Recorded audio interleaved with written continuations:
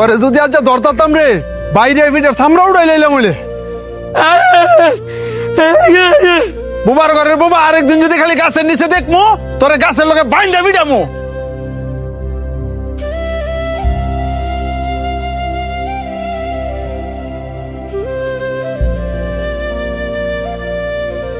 ভাই বাবা সরন্তে তোরে না করছি এই ময়লা কাগুলি আমার সামনে না আইতি তোর শরীরের গন্ধ যে আমার সহ্য হয় না এটা কি তুই বুঝস না? হ্যাঁ কথায় কাজ হইতো না হ্যাঁ একদিন পিসপুরা বান দিয়া ঠিক মতন ফিরাইতে হইব তাইলে আর আঙ্গ লাগাইতো না। বাহ খুব সুন্দর কথা কইছস। হাই তোকে পছন্দ করে দিকা আর ভালোবাসে দিকে তো তোকে লগে আর তোরা কিনা কইতাছস হ্যাঁ রে ফিস মুরা বান দিয়া পরে ফিটাইবি। তো তুই তোর লগে হেরে রাইস হ্যাঁ শরীরতে কি গন্ধ বাড়ি তুই দেখছস এক কাপড় বেড়ে সবসময় ঘুরে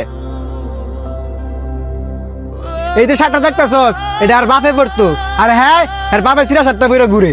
হ্যাঁ এই শার্টটা কে লেগে পরে ঘুরে কারণ হ্যাঁ আর বাবার অনেক পরিমাণে ভালোবাসে। হ্যাঁ তো তখন মতন সামর্থ্য নাই যে চাইলে রং বেরঙের কাপড় পরে ঘুরবো।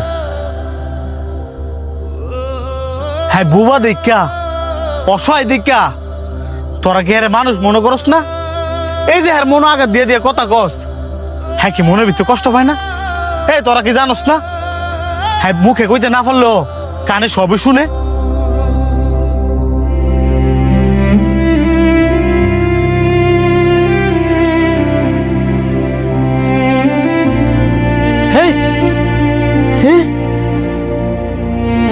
সর বুবা আমার কাজ আমার করতাম রে।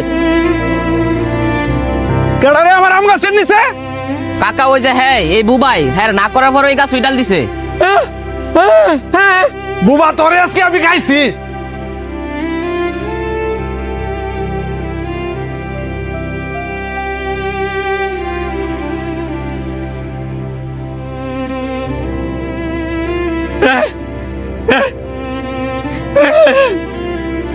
আমি একজন বোবা।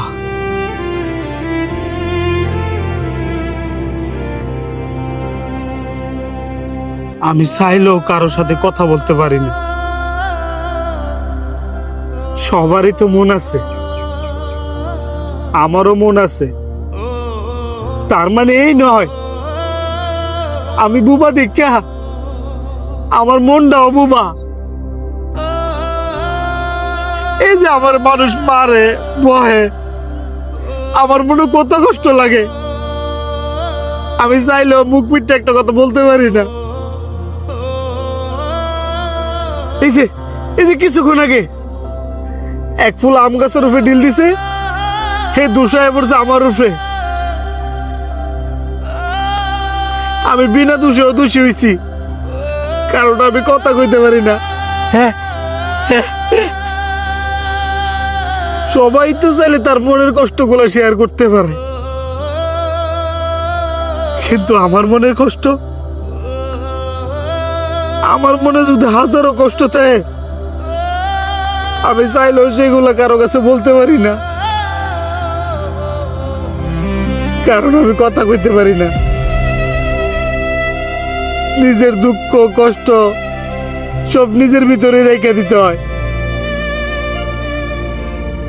এই যে আপনারা আমার এত অবহেলা করেন আমি কি বুবাইয়া জন্মায় ভুল করছি? যদি ভুল করে তাই তাহলে সবাই মিলে দোয়া করেন না আল্লাহ যাতে আমার উড়ে লয়ে জায়গা।